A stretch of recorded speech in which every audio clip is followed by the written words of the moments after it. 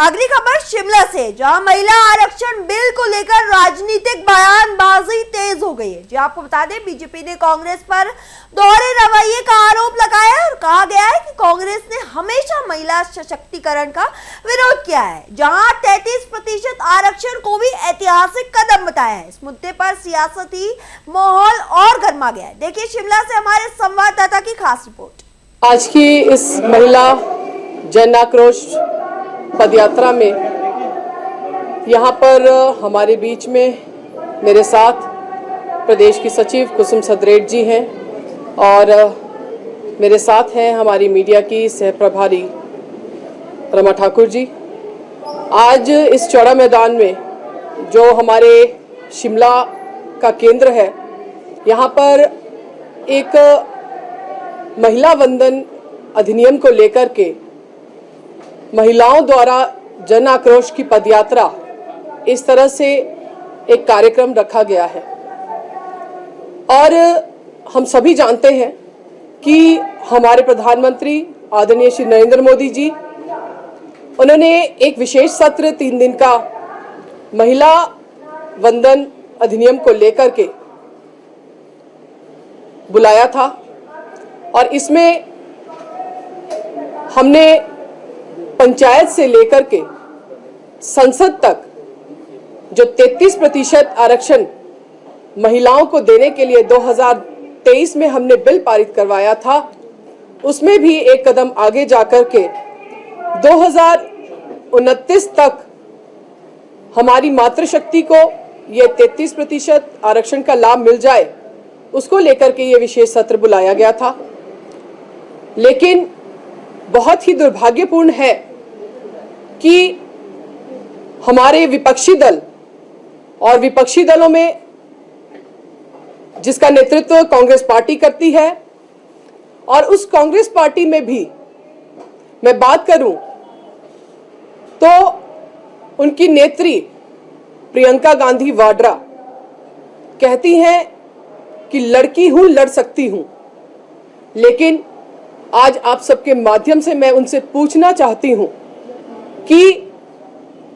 फिर आपने इस अधिनियम को पारित क्यों नहीं होने दिया। इसमें जो संशोधन को लेकर के विशेष सत्र बुलाया गया था, आपने जब उस विधेयक को संशोधित करने के लिए वोटिंग हुई और जैसे ही ये बिल गिरा तो आप सब लोगों ने तालियां बजा करके अपना हर्ष जाहिर किया। तो जो बात आप कहती हैं कि लड़की हूं, लड़ सकती हूं, तो क्या हम मातृशक्ति की लड़ाई, हम लड़कियों की लड़ाई आपको नहीं लड़नी थी? ये मैं आज आप सबके माध्यम से पूछना चाहती हूं। और उससे भी बड़ी बात, तो क्या आप आश्वस्त हैं कि बीजेपी 33% आरक्षण यहाँ भी लागू करेगी? देखिए, जहां तक नगर निगमों के चुनाव 33% के आरक्षण को लागू करने की बात है, तो हम सभी जानते हैं कि जब पंचायत से लेकर के जो आपके नगर निगम है उसके चुनाव होते हैं, जिसे हम कहेंगे रूरल बॉडीज और अर्बन बॉडीज के, तो उसमें एक रोस्टर जारी होता है। उस रोस्टर के अनुसार जहां जहां महिलाओं के लिए आरक्षण होगा वहां तो हम करेंगे भी, और उसके अलावा विनेबिलिटी भी हमारा आधार माना जाएगा। तो मुझे पूरा इस बात को लेकर के उम्मीद करती हूं कि आने वाले समय में इसमें भी आपको, क्योंकि इसका सबसे सफल उदाहरण अगर मैं दूं तो जब हमारे नेता प्रतिपक्ष आदरणीय जयराम ठाकुर जी पंचायती राज मंत्री थे, तो सबसे पहले हिमाचल प्रदेश में उन्होंने 50% आरक्षण जो है वो पंचायत में जो है लागू किया था। और हम सभी जानते हैं कि 58% से अधिक बहनें जो हैं उसमें जीत के आई थी। तो हिमाचल जो है इसमें अग्रणी रहा है और निश्चित ही आने वाले चुनावों में भी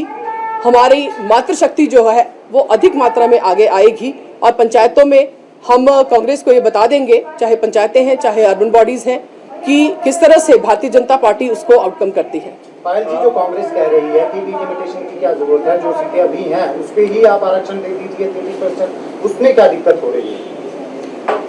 देखिए, इसकी एक प्रक्रिया है और हम सभी जानते हैं आप में से सब लोगों ने क्योंकि आप सब लोग रोज मीडिया में होते हैं,